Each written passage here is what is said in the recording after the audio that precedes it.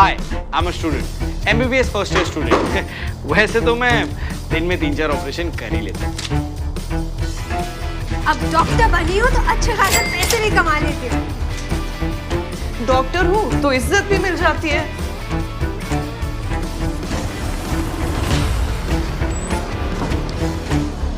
ऐसा आपको लगता है, but the reality is this. दोनों पर यश पर रैगिंग करने का आरोप है। दाल में डॉक्टर अर्चना शर्मा की आत्महत्या का मामला। दे दिया मैंने, इस्तीफा दे दिया मैंने, अब मुझे नौकरी नहीं करनी। After an on-duty medical officer was beaten by locals inside a 25 वर्षीय एक जूनियर रेजिडेंट डॉक्टर ने शुक्रवार को एक छात्रावास की 10वीं मंजिल से छलांग लगा दी। एंड अलॉन्ग विद दिस अनुराग कुमार, जिन्होंने एम्स दिल्ली से एमबीबीएस करे थे और नीट पीजी में उनका ऑल इंडिया रैंक 65 आया था, जिसकी वजह से उन्हें अगेन एम्स दिल्ली में ही नीट पीजी करने का मौका मिल रहा था, जो बहुत बड़ी बात है। बट इसके बावजूद भी एम्स दिल्ली के बिल्डिंग के 10th फ्लोर से कूद के सुसाइड कर लिए।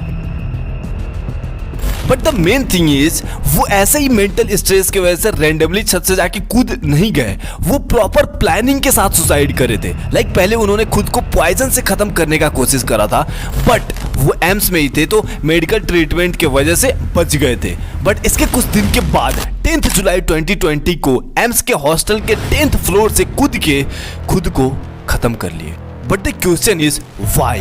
और सिर्फ अनुराग सर ही नहीं, बल्कि हम न्यूज में हमेशा ये सुनते रहते हैं कि नीट की तैयारी करने वाले, एमबीबीएस की तैयारी करने वाले इतने सारे स्टूडेंट्स सुसाइड कर लिए, ये कर लिए, वो कर लिए।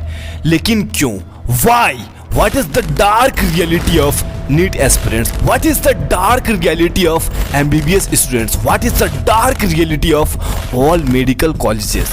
Well, इन्हीं सब टॉपिक पे डिटेल में बात करने वाले हैं हम इस वीडियो में। And along with this, as we know कि ये एक डॉक्यूमेंट्री वीडियो है, सो क्लास 10th से एक सक्सेसफुल डॉक्टर बनने तक की फुल जर्नी के बारे में डिस्कस करने वाले हैं इन डिटेल। सारे स्ट्रगल्स की बात करने वाले हैं, सारे डार्क फेजेस के बारे में बात करने वाले हैं, लिटरली एकदम डिटेल में, एकदम डेप्थ में जाके। लाइक नीट यूजी क्लियर करने में क्या क्या प्रॉब्लम्स आती है, एमबीबीएस में एडमिशन लेने के बाद कॉलेजेस में क्या क्या प्रॉब्लम्स आती है, एमबीबीएस खत्म होने के बाद क्या क्या झेलना पड़ता है, मींस ईच एंड एवरीथिंग के बारे में हम बात करने वाले हैं इसी वीडियो में।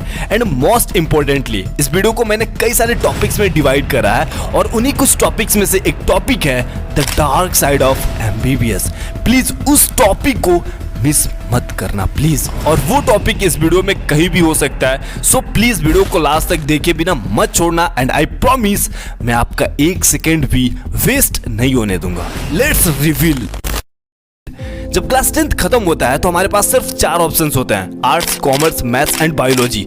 कुछ स्टूडेंट्स आर्ट्स सेलेक्ट करते हैं, कुछ कॉमर्स लेते हैं, कुछ मैथ्स लेते हैं एंड बहुत सारे स्टूडेंट्स बायोलॉजी लेते हैं। वेल, यहीं पे कुछ ऐसा होता है जिसके वजह से आगे चल के बहुत सारे स्टूडेंट्स सुसाइड भी कर लेते हैं। Let me explain. मेरे कोटा वाले वीडियो पे एक कमेंट आया था कि उसकी मम्मी उसे जबरदस्ती साइंस दिला दी थी, जिसमें उसका बिल्कुल भी इंटरेस्ट नहीं था और अब वो सुसाइड करने तक का सोच रही है। Same like Kirti Tripathi. अगर आप कीर्ति त्रिपाठी के बारे में नहीं जानते, so firstly know a little about her. Ghaziabad के रहने वाली कीर्ति त्रिपाठी ने सिर्फ 17 साल की उम्र में सुसाइड कर ली थी, क्योंकि उन्हें अपने इंटरेस्ट के अकॉर्डिंग सब्जेक्ट चूज नहीं करने दिया गया था, जिसकी वजह से उन्हें पढ़ाई का बहुत ज्यादा मेंटल प्रेशर्स बढ़ने लगा था और वो झेल नहीं पाई। कृति ने आगे लिखा है, माँ, मैं आपको बहुत प्यार करती हूँ। आपने मेरे करियर को बनाने के लिए सैक्रिफाइस किया है, उसके लिए धन्यवाद। लेकिन वो दिन आपको याद होगा जब आपने ये माना था कि आपने मेरे बचपन और बच्चा होने का फायदा उठाया, मुझे विज्ञान पसंद करने के लिए मजबूर करती रही। मैं आपको बता दूं कि मुझे आज भी अंग्रेजी साहित्य और इतिहास बहुत अच्छा लगता है। माँ, तुम चालाकी और मजबूर करने वाली हरकत 11वीं में पढ़ने वाली छोटी बहन से मत करना। वो जो बनना चाहती है और जो पढ़ना चाहती है उसे वो करने देना। अब ध्यान से सुनो, अगर तुम भी अभी just class 10th pass out करे हो तो चाहे जो कुछ भी हो जाए, अपने इंटरेस्ट के सब्जेक्ट को ही चूज करना, वरना आगे चल के बहुत बड़ी प्रॉब्लम हो जाएगी। ना ही अपने माँ बाप का सुनना और ना ही अपने दोस्तों को देखना, सिर्फ अपने इंटरेस्ट को देखना और अपने इंटरेस्ट के अकॉर्डिंग ये सब्जेक्ट को चूज करना। वेल, अब आता है नीट प्रिपरेशंस की बारी। मैं तुम्हें अब भी क्लियर कर दूं, नीट का 2 एग्जाम्स होता है, एक नीट यूजी जो क्लास 10th के जस्ट बाद होता है और एक नीट पीजी जो एमबीबीएस के बाद होता है। तो हम नीट पीजी के बारे में भी एकदम डिटेल में बात करेंगे, बस आप वीडियो को लास्ट तक देखे बिना मत छोड़ना, मैं रिक्वेस्ट कर रहा हूँ यार बार बार। बट उससे पहले हम नीट यूजी की बात करते हैं। कुछ स्टूडेंट्स क्लास 10th के बाद से ही नीट की प्रिपरेशन स्टार्ट कर देते हैं, बट कुछ स्टूडेंट्स क्लास 12th के बाद स्टार्ट करते हैं। अगर तुम अपने फैमिली के साथ रह के नीट की प्रिपरेशन करते हो तो एक तरह से ठीक है, बढ़िया है। बट अगर कोटा जैसे शहर में अकेले रह के प्रिपरेशन करते हो तो लिटरली बहुत ज्यादा टफ होने वाला है तुम्हारे लिए। मीन्स तुम कोटा को झेल ही नहीं पाओगे अगर तुम कोटा को नहीं जानते हो तो। इसलिए कोटा जाने से पहले मेरी ये वीडियो जरूर देख लेना जिसमें मैंने कोटा के सारे डार्क सीक्रेट्स को रिवील करा है। बट पहले ये वीडियो लास्ट तक देख लो, फिर चैनल पे विजिट करके कोटा वाला वीडियो भी जरूर देख लेना, या फिर लिंक डिस्क्रिप्शन में डाल दूंगा।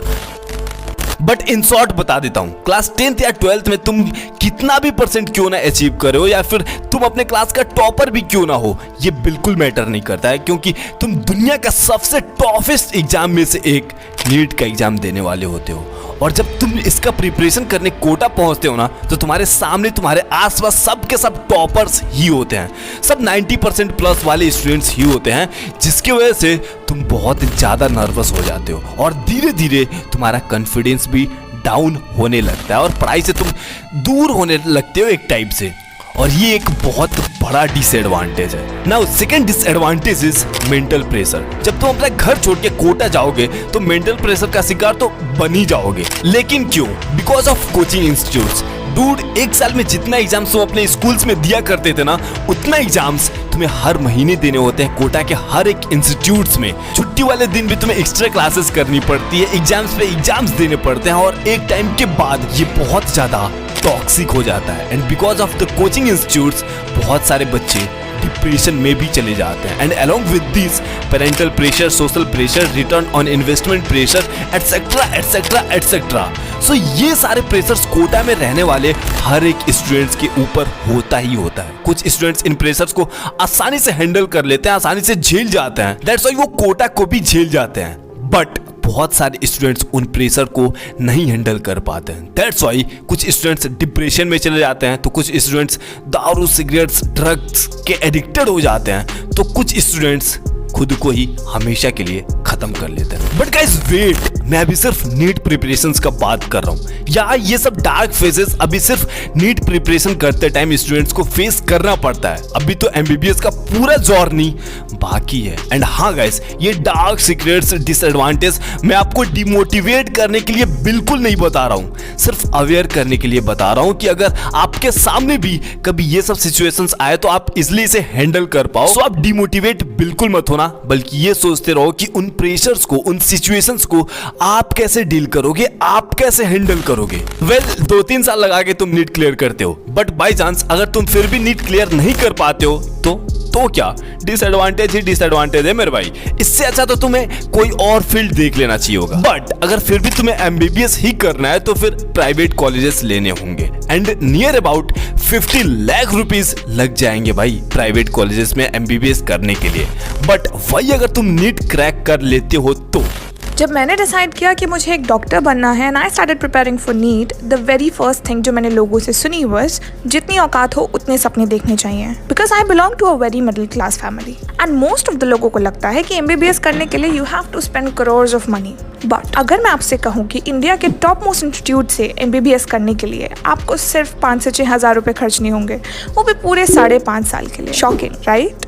Yes, I'm talking about my institute AIMS. You can see this is the whole fee breakup and इतने प्रीमियम हॉस्टल्स की फीस जस्ट एवरेज अराउंड 20 रुपये पर महीना। 20 रुपये यानी कि ये चिप्स का पैकेट इज इक्वल्स टू पूरे महीने का हॉस्टल रेंट। हाँ, पर ये फैक्ट जरूर है कि ये सब पाने के लिए you will have to work very hard and score a good rank in the exam. So it's just your mindset कि आप अपनी सिचुएशन को एक्सक्यूज की तरह यूज करते हो या अपनी strength. All the best. Means बहुत मिनिमम अमाउंट पे करने होते हैं after cracking NEET UG exam. And private colleges से काफी best faculties facilities government colleges में मिलती हैं। लाइक सब कुछ टॉप नॉच होता है यार। सी 720 नंबर्स का नीट का एग्जाम्स होता है, और अगर तुम 550 नंबर्स भी अचीव कर लेते हो ना तो तुम्हें गवर्नमेंटेड कॉलेजेस इजीली मिल जाएंगे यार। But for that literally you have to work very very hard. अब आती है एमबीबीएस की प्रिपरेशंस की बारी। ओके, एमबीबीएस से रिलेटेड एक दो चीजें तो मैं अब भी क्लियर कर देता हूं। फर्स्ट वन इज दैट कि एमबीबीएस 4.5 साल की होती है और 1 साल की इंटर्नशिप करनी पड़ती है, मतलब 5.5 साल। And second one is MBBS करते टाइम बहुत सारे एग्जाम्स होते हैं और उन एग्जाम्स में पास होने के लिए 50% लाना पड़ता है, ना कि 33%। और 50% लाना बहुत टफ होता है यार। जो स्टूडेंट सिर्फ एक बार में ही नीट क्रैक करके गए होते हैं ना, उनकी भी हालत खराब हो जाती है भाई 50% लाने में। सो एमबीबीएस हार्ड तो होता है यार, और हमेशा स्टडी के टच में रहना पड़ता है। ऐसा बिल्कुल नहीं हुआ कि एग्जाम से एक दिन पहले पढ़ के पास हो जाओगे। सो जैसे ही आप एमबीबीएस कॉलेज में एंट्री लेते हो, आपको कुछ और दिखे या ना दिखे, एक चीज जरूर दिखेगा, रैगिंग। मैं भी एमबीबीएस क्या हो, डे 1 पर मेरे साथ रैगिंग हुआ था। डे 2 पर डे 1 डे 2 पर मुझे रैगिंग किया गया, मुझे मारा गया।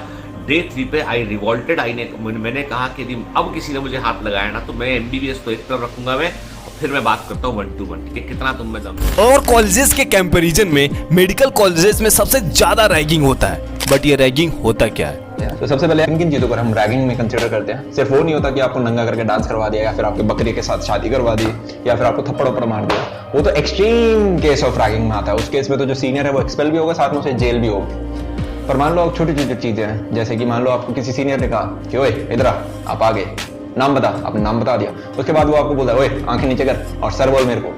So this is considered ragging. Well, obviously तुम्हारे सीनियर्स ही तुम्हारे साथ रैगिंग करते हैं। So एक बात हमेशा याद रखना, तुम्हारे टीचर से ज्यादा तुम्हारे सीनियर्स तुम्हें हेल्प करने वाले हैं। टीचर्स क्लास में आएंगे और लेक्चर देके निकल लेंगे, बट एक्चुअल में तुम्हारा हेल्प तुम्हारे सीनियर्स ही करेंगे।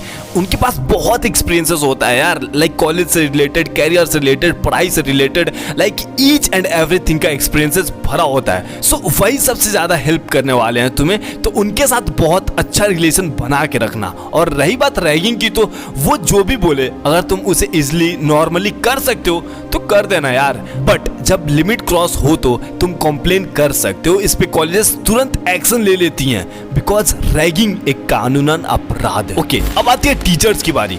सी, जब तुम एमबीबीएस करने जाओगे तो बहुत ज्यादा एक्साइटेड रहते हो, लाइक बहुत कुछ सीखने मिलेगा, बहुत अच्छे अच्छे टीचर्स होंगे वगैरह वगैरह। But the reality is teachers interested ही नहीं होते हैं यार तुम्हें पढ़ाने के लिए। वो आएंगे और लेक्चर्स देके निकल लेंगे। 70 से 80% स्टूडेंट्स को समझ में आता ही नहीं यार कि वो पढ़ा क्या रहे हैं, पढ़ाए क्या है।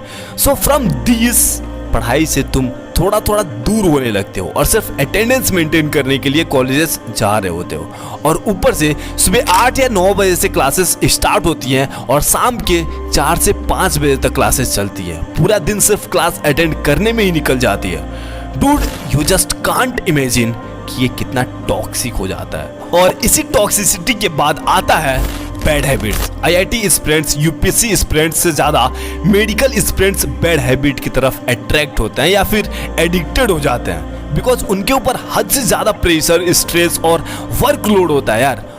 Because of all this, like doctors are so much into like this alcohol and stuff. See, like you know, the better truth is, you know, like engineering colleges is zyada all this, you know, alcohol and recreational drugs and this and that have been used in medical colleges way more. The fact that, you know, medical guys also understand the science behind it, and the fact that they're also super stressed, overworked and underpaid. And yes, that's definitely not a reason to get into all this, but yes, that is a thing which is actually going on. Okay, अभी मैं आपको एक चीज बता दूं कि 4.5 साल जम के एमबीबीएस की पढ़ाई करने के बाद आपको 1 साल का इंटर्नशिप भी करना होता है। सुबह से शाम तक काम करना पड़ता है और यहाँ से सैलरी मिलना स्टार्ट हो जाता है, लाइक 6 to 12,000 के बीच में मिलना स्टार्ट हो जाता है। बट काम की अपेक्षा ये बहुत कम सैलरी होती है। वेल, एमबीबीएस का first year and second year थोड़ा सा इजी होता है, बट पढ़ाई के टच में हमेशा रहना पड़ता है मेरे भाई।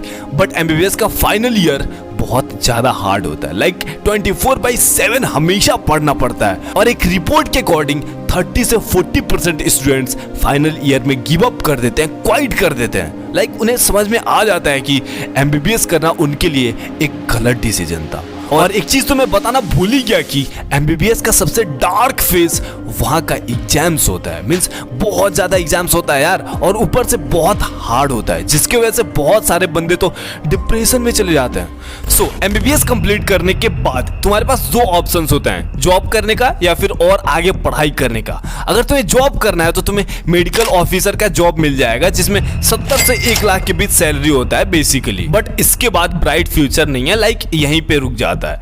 अगर ब्राइट फ्यूचर चाहिए तो तुम्हें नीट पीजी का एग्जाम्स देने होंगे, और 90% स्टूडेंट यही चूज करते हैं। But the main thing is NEET PG का एग्जाम नीट यूजी से 10 गुना ज्यादा हार्ड होता है, जिसमें 19 सब्जेक्ट्स का सिलेबस पढ़ के जाना होता है, और इससे भी क्रैक करने में 1 से 2 साल का टाइम लग ही जाता है। बट जब क्रैक कर लेते हो तो MD या MS का कोर्स करना होता है, जो कि ये भी 3 साल का होता है। बट इन 3 साल के दौरान तुम्हें 40 से 80 हजार सैलरी मिलना स्टार्ट हो जाता है, डिपेंड ऑन स्टेट। बट ये सैलरी भी तुम्हारे काम की अपेक्षा बहुत कम होती है, क्योंकि सुबह से शाम तक इवन रात भर जग के हॉस्पिटल्स में काम करने पड़ते हैं, और उसी में तुम्हें पढ़ाई भी करनी होती है। सो समझ सकते हो कितना ज्यादा बर्डन, प्रेशर, स्ट्रेस लेके चलना पड़ता है, झेलना पड़ता है। I know money should not be the motivation, but are you like literally getting paid for like all the hard work which you're doing? See, in terms of pay, absolutely not. It's 45,000. And how about like this place, comfort and all? comfort तो ऐसा कुछ नहीं है, ऐसा कुछ नहीं होता है यार, ठीक है। लाइक हमारे यहाँ फैन चल रहे हैं, यही बड़ी बात है। And majority of the hospitals, मतलब मेरा दोस्त भी जहाँ रहता है, हर जगह वैसा ही है। Like cleanliness is quite poor, comfort is less, and you just have to manage with it. जैसे तैसे करके अगर आप MD या MS कंप्लीट कर लेते हो तो ऑब्वियसली इसके आगे भी आप पढ़ सकते हो, बट इसके बाद 1 से 2 लाख की सैलरी मिलना स्टार्ट हो जाती है। और अगर आप खुद का हॉस्पिटल्स ओपन करना चाहते हो तो 1 से 2 लाख आप पर डे कमा सकते हो मेरे भाई। ओवरऑल MBBS का बहुत सारा डार्क साइड है यार, लिटरली बहुत। बट अभी तो मैंने बहुत कुछ बताया भी नहीं, क्योंकि ऑलरेडी वीडियो बहुत लंबा हो गया है यार। टाइम ड्यूरेशन कोई देख लो ना, 3 साल नीट यूजी में चले जाते हैं, 5.5 साल MBBS में, 2 साल नीट पीजी में, और 3 साल MD या MS में। मीन्स क्लास 12th के बाद 13-14 साल और पढ़ने पड़ते हैं मेडिकल में अपना ब्राइट फ्यूचर बनाने के लिए। बट अगर यही टाइम कहीं और इन्वेस्ट कर दिया जाए तो मेडिकल से ज्यादा उधर ब्राइट फ्यूचर हो जाएगा। I am 1000% sure. But passion और हॉबीज की बात अलग है। सो अगर तुम सोच लिए हो कि तुम्हें डॉक्टर ही बनना है तो 2 बात हमेशा याद रखना। फर्स्ट, डार्क साइड है, इवन बहुत ज्यादा डार्क साइड है, बट उससे तुमको डिमोटिवेट नहीं होना है। उससे तुमको ओवरकम करने आना चाहिए, डील करने आना चाहिए, हैंडल करने आना चाहिए। एंड सेकेंड इज तुम्हें पढ़ाई करने आना चाहिए। भाई लिटरली बहुत ज्यादा पढ़ना पड़ता है यार, और इवन पूरी जिंदगी पढ़ना पड़ता है। लाइक हर 6 महीने में नए मेडिसिन, नए ड्रग्स आते रहते हैं। सो उनके बारे में तुम्हें नॉलेज होनी ही चाहिए। So guys, thank you so much यार इतना लंबा वीडियो देखने के लिए। All the best for your bright future. And हाँ गाइस, राइट में क्लिक करके कोटा वाला वीडियो जरूर देख लेना, और UPSC का भी डार्क साइड जान सकते हो लेफ्ट में क्लिक करके। Thank you so much again, bye.